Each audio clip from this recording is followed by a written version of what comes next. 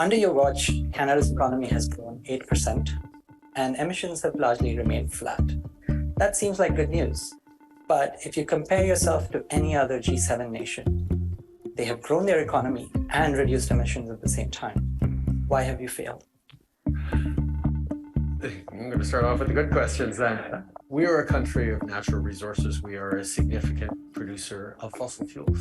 And unfortunately, over many decades, different parties put forward, including my own party, put forward targets around fighting climate change that didn't relate necessarily to concrete plans. So in 2015, we put forward for the first time a broad-based price on pollution that continues to be one of the strongest in the world and is going to continue to increase all the way to 2030. But the emissions don't lie.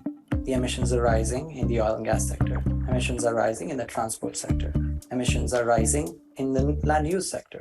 When do you think emissions will actually start falling? Which year? Give me a year. Emissions in a number of sectors are decreasing, and you cannot look at different solutions in isolation. We have to look at the map of where we're going as a country, what we've been doing consistently. And yes, you caught me. We still produce oil and gas in this country. Aren't you clever, actually? But sure. The fact is, we are on a track to hit our carbon reduction targets, to grow the number of jobs, good careers for Canadians, and to get to net zero by 2050. With that in mind, what exactly are you going to bring to this COP?